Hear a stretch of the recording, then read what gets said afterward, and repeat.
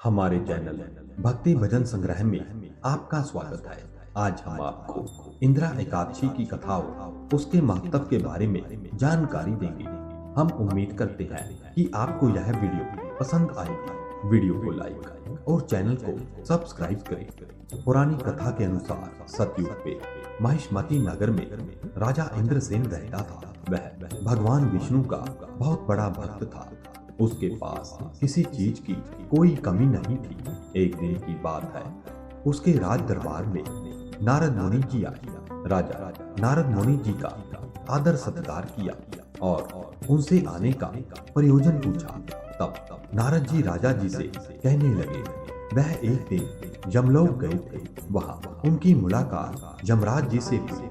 उन्होंने कहा कि इस दौरान मैंने आपके पिता को वहां देखा, वह यमलोक में थे। यह कहकर नारद जी ने राजा इंद्रसेन को उनके पिता का दिया हुआ संदेश सुनाया। नारद जी कहने लगे कि उनके पिता जब एकादशी का व्रत रखा था तो उसमें कोई बाधा आ गई थी, जिसके फलस्वरूप उन्हें यमलोक में यमराज के पास रहना पड़ रहा है।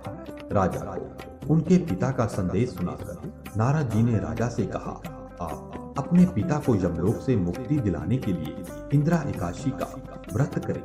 यह व्रत करने से उन्हें स्वर्ग लोक की प्राप्ति होगी। नारद जी की यह बात सुनकर राजा इंद्रसेन ने इंदिरा एकादशी व्रत की पूरी विधि नारद जी से पूछी।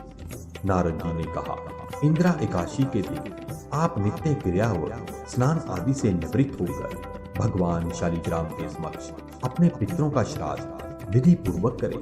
ब्राह्मणों को फलाहार और भोजन करवाएं।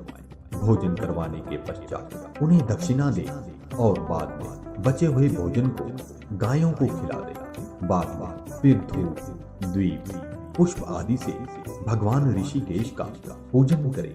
रात्रि के समय में जागरण भी करें। व्रत के अगले दिन नित्य क्रिया से निवृत्त होकर भगवान का पूजन करें और ब्राह्मणों को भोजन भी करवाएं। ब्राह्मणों को भोजन करवाने के बाद ही स्वयं भोजन करें। नारद जी ने कहा, हे राजा, यदि इस विधि के अनुसार एकादशी का व्रत करेंगे तो तुम्हारे पिता को निश्चित स्वर्ग लोक की प्राप्ति होगी। यह कहकर नारद जी वहां से अंतर ध्यान हो गए। जब आश्विन माह के कृष्ण पक्ष की एकादशी तिथि आई तो राजा इंद्रसेन ने नारद जी के बताए हुए विधि के अनुसार इंदिरा एकादशी का व्रत रखा। इस व्रत के प्रभाव से इंद्रसेन के पिता को यमलोक से मुक्ति मिल गई और वह स्वर्ग लोक को प्रस्थान कर गए। मृत्यु के पश्चात राजा इंद्रसेन को भी स्वर्ग लोक की प्राप्ति हुई। धार्मिक मान्यताओं के अनुसार इस व्रत की महिमा को स्वयं भगवान श्री कृष्ण ने धर्मराज युधिष्ठिर जी को भी बताया था। तभी से यह व्रत पूरे संसार में विख्यात हो गया। आज हमने आपको इंदिरा एकादशी की कथा और उसके महत्व के बारे में बताया।